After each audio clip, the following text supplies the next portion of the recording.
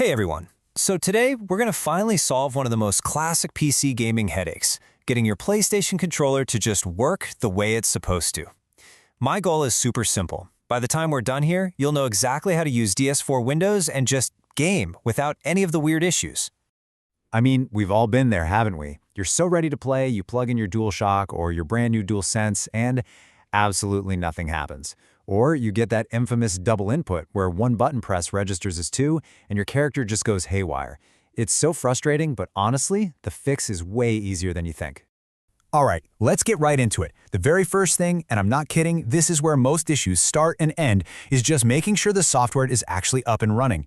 It sounds almost silly, but you'd be surprised how often that's the only problem. Okay, so here's the deal. When you install DS4Windows correctly, it's pretty much designed to be set it and forget it. It should start up on its own, but, sometimes it doesn't. If you open the program and you see a big start button just sitting there, well, that's your clue. The program's just waiting for you to tell it to get to work. Just give that button a click. And just like that, once the program is active, your controller should show up right in the main window. If you see it listed there, you're in business. That's the first major hurdle cleared, and you're already on the right track. Now, let's talk about the big one. The problem that drives pretty much everyone crazy, that double input bug. What's happening here is that your game's getting confused. It's seeing two controllers at the same time, your real PlayStation controller and the virtual Xbox controller that DS4Windows is creating for it. And this is where our little hero comes in. It's a driver called HidHide. The best way to think about it is like an invisibility cloak for your actual controller. HidHide's whole job is to make your physical PlayStation controller completely invisible to your games. That way, the game only sees the perfect, emulated Xbox controller from DS4Windows. No more confusion, no more double inputs. It's that simple. So, how do you know if the invisibility cloak is on? Just look at the X column in DS4Windows. If you see that little key icon, you are golden. That means your controller is hidden and you are good to go.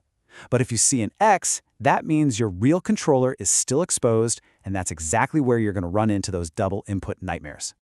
All right, so the program is running, our controller is hidden, we're so close. There's just one final check we need to do. We need to make sure DS4Windows is doing its main job, successfully pretending to be an Xbox controller, because that's the one controller pretty much every single PC game understands instantly. And this right here is the final confirmation. It's the last piece of the puzzle.